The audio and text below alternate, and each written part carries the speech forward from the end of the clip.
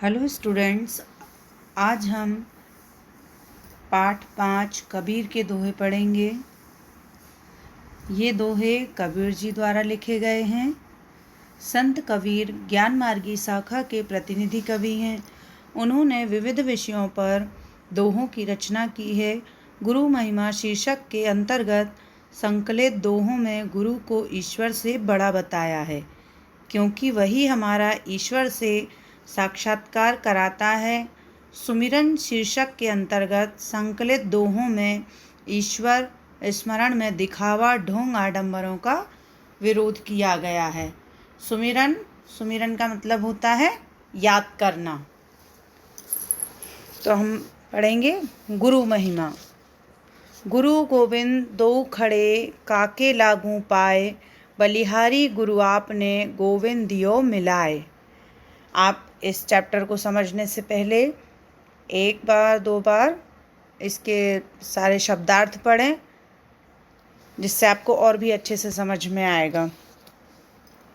कबीरदास जी कहते हैं कि यदि मेरे सामने गुरु गोविंद दो खड़े, गुरु और गोविंद अर्थात ईश्वर दोनों खड़े हों, तो काके लागू पाए, तो मैं पहले अपने गुरु के पैर छूऊंगा। किसके पैर छूऊंगा? पहले गुरु के। अगर मेरे सामने गुरु और गोविंद दोनों खड़े हों तो मैं पहले अपने गुरु पर बलिहारी जाऊंगा। बलिहारी जाऊंगा मतलब अपना सब कुछ अपने गुरु पर न्यौछावर कर दूंगा, क्योंकि गोविंद दियो मिलाए, क्योंकि उसी ने मुझे ज्ञान देकर गोविंद से मिलवाया है। हमें ईश्वर से कौन मिलाता है? हमारा गुरु। हमारे गुरु ही हमें ईश्वर तक पहुंचने का मार्ग बताते हैं। अतः गुरु का स्थान पहला है। सबसे पहला स्थान गुरु का रहेगा। तो कबीरदास जी कहते हैं कि यदि मेरे सामने गुरु और गोविंद दोनों खड़े होंगे तो मैं सबसे पहले अपना सर्वस्व अपने गुरु के ऊपर न्यौछावर कर दूंगा, क्योंकि उन्होंने ही मुझे गोविंद से मिलवाया है। गोविंद से अर्थात हमें ईश्वर से गुरु ने मिलवाया है। दूसरा है गुरु कुम्हार शिष्य कुंभ है, घड़ी घड़ी काढ़े खोट, अंतर हाथ सहार दे, बाहर बाहे चोट। कबीरदास जी अपने अगले दोहे में कहते हैं कि गुरु कुम्हार शिष्य कुंभ है। गुरु जो है वो कौन है? कुम्हार। कुम्हार मतलब जो मटके बनाते हैं। गुरु कौन है? कुम्हार। और शिष्य कुंभ। कबीरदास जी कहते हैं कि गुरु जो है वो कुम्हार है और शिष्य कौन है? घड़ा। तो घड़ी घड़ी काढ़े खोट। कबीरदास जी कहते हैं कि गुरु शिष्य को घड़े के समान गढ़ता है। मतलब गुरु जो है, जैसे कुम्हार मटका बनाता है ना, वैसे ही गुरु अपने शिष्य को बनाता है और उसे ठोक ठोक कर, जैसे मटके को सहारा देना पड़ता है ना, उसको ठोकना पड़ता है जगह जगह से, तब जाकर वो ठीक बनता है। वैसे ही गुरु अपने शिष्य को ठोक ठोक कर उसके सारे दोषों को अर्थात उसके सारे दुर्गुणों को दूर करता है। जैसे कुम्हार क्या करता है, मिट्टी का जो घड़ा बनाता है, आपने कभी देखा हो तो एक हाथ मटके के अंदर रखता है, उसको अंदर से सपोर्ट देता है, और एक हाथ से उसको बाहर से थोड़ा थोड़ा हल्का हल्का सा ठोकता जाता है, जिससे वो सही आकार लेता है। उसी प्रकार गुरु बाहर से अपने शिष्य को डांटता फटकारता है और अंदर ही अंदर उस शिष्य को प्रेम रखता है, उस शिष्य से प्रेम व्यवहार करता है। क्यों? क्योंकि उसके अंतर में सिर्फ और सिर्फ अपने शिष्य की भलाई ही रहती है। जो भले अपने शिष्य को डांटता फटकारता हो, लेकिन उसके अंतर में अपने शिष्य की भलाई ही छुपी रहती है। जैसे कुम्हार उस मटके को ठोक पीट कर बहुत अच्छा आकार देना चाहता है, उसी प्रकार गुरु भी अपने शिष्य को सारे दोषों से मुक्त करके उसको संपूर्ण बनाता है। अगला दोहा, सब धरती का गद करूं, लेखनी सब बन राय, सात समुद्र की मसी करूं, गुरु गुण लिखा न जाए। सब धरती कागज करूं मतलब कबीरदास जी कहते हैं, वह अपने गुरु के गुणों का बखान करते हैं। गुरु के गुणों का बखान करते हुए कहते हैं कि गुरु के गुणों का बखान करना हमारे सामर्थ्य के बाहर है, अर्थात हम गुरु के गुणों का बखान नहीं कर सकते हैं।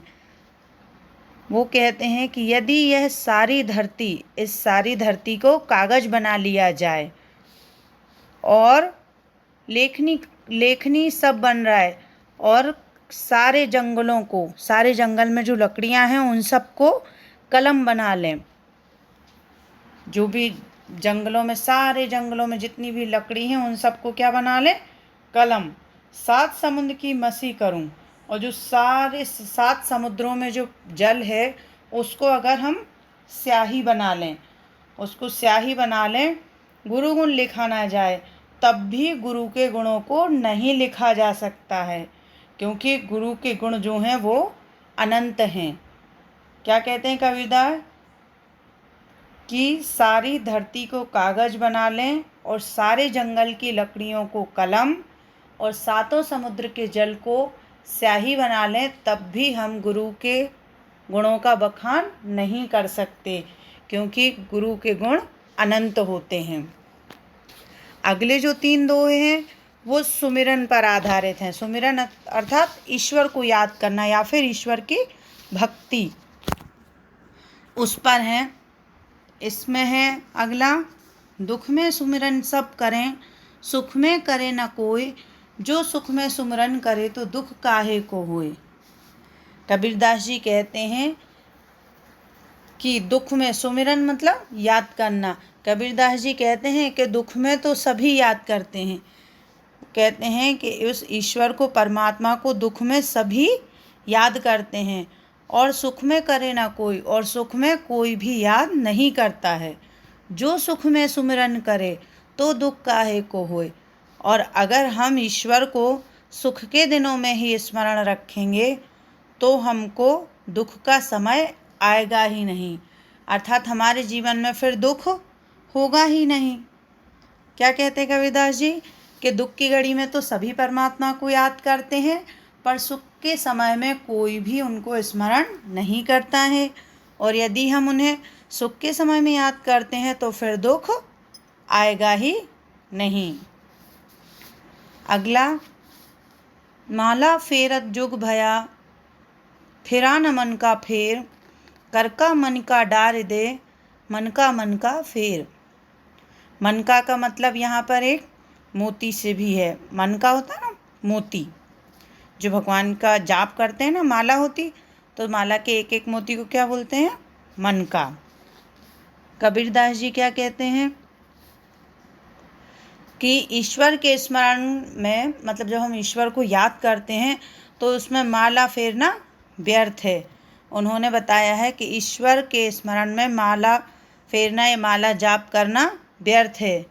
वे अपने भक्तों को कहते हैं कि तू अनंत समय से, मतलब तू युग, काफ़ी समय से माला फेर रहा है।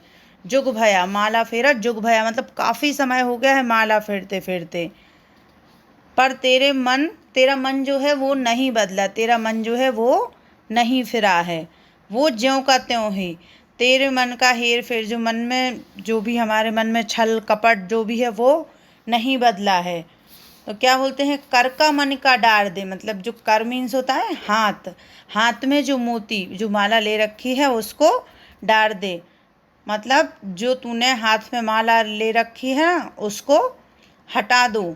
और मन का फेर, मतलब जो मन है ना, मन का मोती, मन के जो हमारे अच्छे भाव है ना, तो हमारे मन को हमें बदलना चाहिए, मतलब मन का फेर, हमें अपने मन के मोती घुमाने चाहिए, हमें मतलब हमारा मन परिवर्तन करना चाहिए, अर्थात मन की जो भी बुराइयां हैं उनको भुलाकर हमें अपने मन को अच्छाई की ओर लगाना चाहिए। क्या कहते हैं कबीरदास जी कि ईश्वर के स्मरण में माला फेरते फेरते तुमको एक युग बीत गया, मतलब काफ़ी समय हो गया है, फिर भी तुम्हारा मन नहीं बदला है। अब मन का फेर मतलब जो ये मन में छल कपट था वो नहीं बदला है।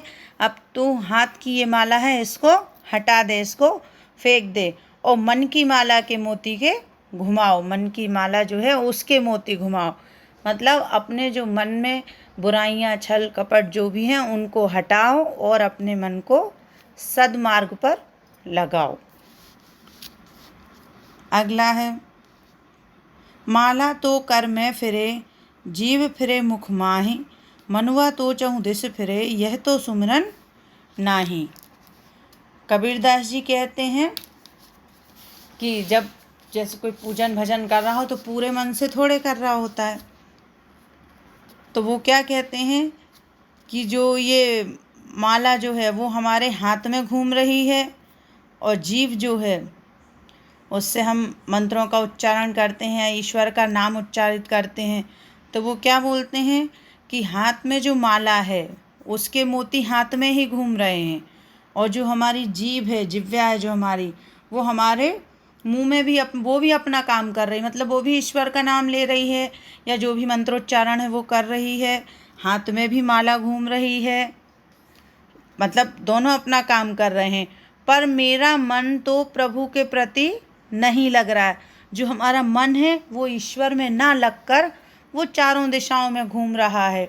कभी हुआ है ऐसा कि हम ईश्वर का भजन करते हों और भजन भी हम मुंह से हमारे जाप भी निकलता है, हाथ से माला भी खिसक रही है और मन कहीं और ही है, अर्थात कि माला जो है वो हाथ में घूम रही है, हमारी जिह्वा जो है वो अपनी जगह मंत्रोच्चारण कर रही है और साथ में मन जो है हमारा वो प्रभु की भक्ति में स्थिर ना होकर चारों दिशाओं में घूम रहा है। और यह तो स्मरण नहीं है, मतलब यह तो ईश्वर का सुमिरन नहीं है।